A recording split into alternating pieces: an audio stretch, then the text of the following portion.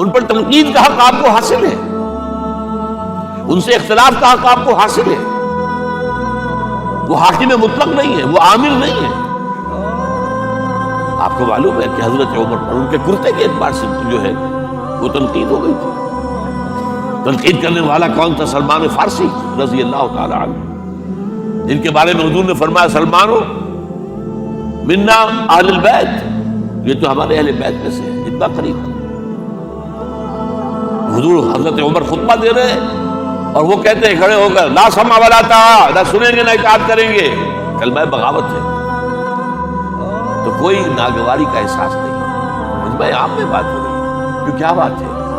یہ جو کرتا آپ نے پہنا ہے یہ ان یمنی چادروں سے بنا ہے جو مال غنیمت میں آئی تھی، اور جتنی کا ٹکڑا جو ہے ہر مسلمان کو ملا، اس سے کرتا نہیں بنتا. اور آپ ہیں بھی طویل القامت، آپ کا کرتا کیسے بن گیا؟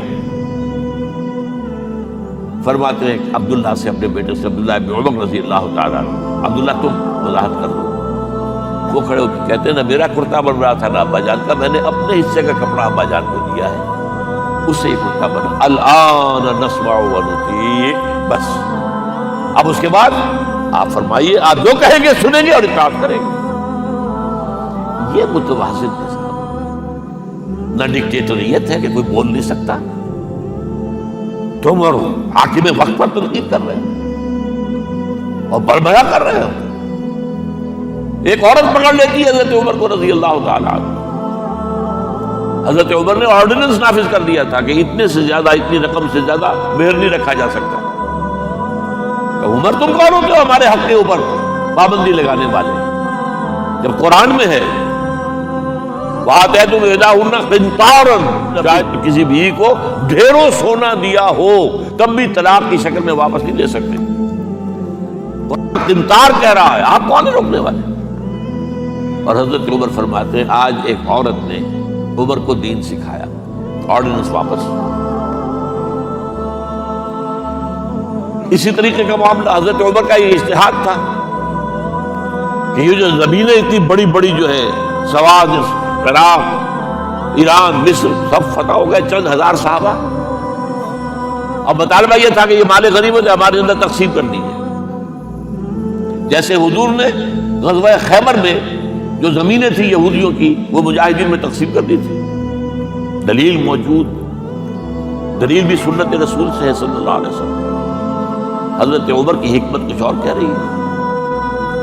یہ بات تو میں اپنے انداز سے کہہ رہا ہوں کہ اگر ایسا ہو گیا تو تاریخ انسانی کی سب سے بڑی جاگیرداری قائم ہو جائے گی. کتنے بڑے بڑے رقبے جو ہے صحابہ کو مل جائے گا. انہوں نے جو بات بیان کی وہ یہ تھی اگر یہ سارا تقسیم ہو گیا تو بعد میں آنے والوں کے لیے کیا رہے گا، اور جو فوجیں اب ہمیں پورے نظام کے لیے رکھنی پڑے گی ان کو کون سپورٹ کرے گا، ان کے لیے کہاں سے خرچہ آئے گا. تو انہوں نے طے کیا کہ یہ مال جو ہے مال فے ہے، یہ بیت المال کا ہے.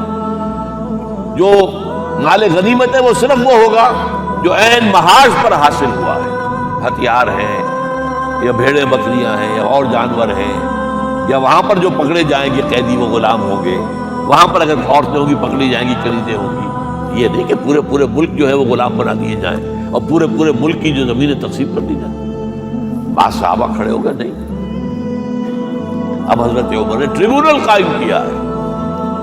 5 صحابہ اوس میں سے، 5 خزرج میں سے، بیٹھ جائیے. وہاں اپنا بھی وہ پیش کیا نقطہ نظر، باقی انہوں نے بھی کیا.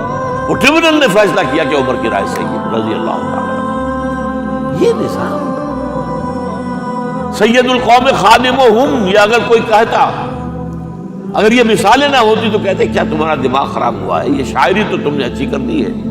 سید القوم خادمہم کبھی ہوا ہے؟ لیکن عمر نے بن کے دکھایا. رات کے گشت پر ہے اور ایک عورت کے کراہنے کی آواز آئی ہے. معلوم ہوا کہ درد ذہن میں مبتلا ہے اور کوئی اس کو اٹینڈ کرنے والی کوئی خاتون نہیں ہے. گھر سے گئے ہیں، فرسٹ لیڈی اپنی اہلیہ کو لے کر آئے ہیں، انہوں نے اٹینڈ کیا ہے. اور اس کے بعد بچہ ہو گیا تو اندر سے ان کی اہلیہ کا امیر المومنین مبارک ہو بیٹا ہوا ہے. ایک اور دفعہ اسی طریقے سے گشت پر تھے، ایک گھر میں سے بچوں کے رونے کی آواز آئی. معلوم کیا کہ ایک خاتون ہے اور بچے ہیں، کھانے کو کچھ ہے نہیں. اس خاتون نے کہا میں نے یہ آگ کے اوپر جو ہے ہانڈی رکھی اس میں پانی ہے اور بچوں کو میں بہلا رہی ہوں کہ کچھ پک رہا ہے، ٹھہرو ذرا صبر کر لو، اسی طرح سو جائیں گے بھوکے۔ کانپ گئے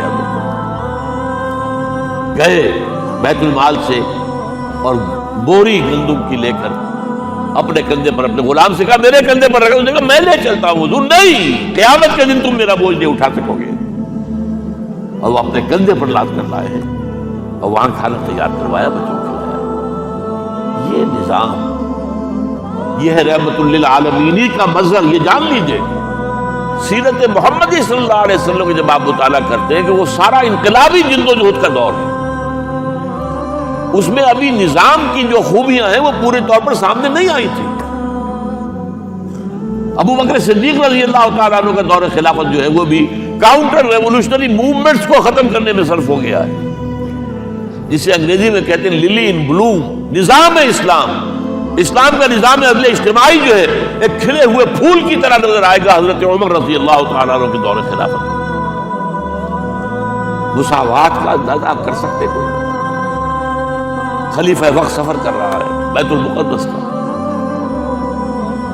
کتنے کئی سو میل، میرا کم سے کم 500 میل تو ہوگا مدینے سے بیت المقدس۔ ایک اونٹنی ہے، ایک خادم ساتھ ہے، اسی اونٹنی کے اوپر راشن بھی ہے راستے کا، لہذا ایک وقت میں ایک آدمی سوار ہو سکتا ہے، دو نہیں۔ ایک منزل خلیفہ اوپر بیٹھے ہیں اور خادم آگے چل رہا ہے نکیل پکڑ کر، ایک اگلی منزل میں خادم اوپر بیٹھا ہے اور خلیفہ آگے جو ہے نکیل پکڑ کر چل رہا ہے۔ جب آخری منزل آئی تو وہ خادم کی باری تھی اوپر بیٹھنے کی، اس نے ہاتھ جوڑ دیے کہ خدا کے لیے لوگ کیا کہیں گے، مجھے کہیں گے تمہاری یہ جرت۔ فرمایا نہیں، الدور دورک، نہیں، یہ تو حساب کا معاملہ ہے، میتھمیٹکس کا معاملہ ہے، یہ تمہاری باری ہے، بیٹھو۔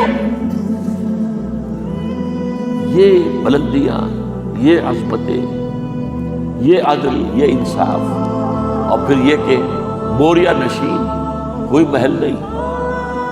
ایک آیا ایرانی مدینے میں چکر لگایا، کوئی انہیں محل نظر نہیں آیا، اسے پوچھا ہے اینا ملککم، تمہارا بادشاہ کہاں ہے؟ جواب دیا گیا لیس لنا ملک بل لنا امیر، ہمارا کوئی ملک نہیں ہے، بادشاہ نہیں ہے، ہمارا امیر ہے۔ کہاں ہے تمہارا امیر بھائی؟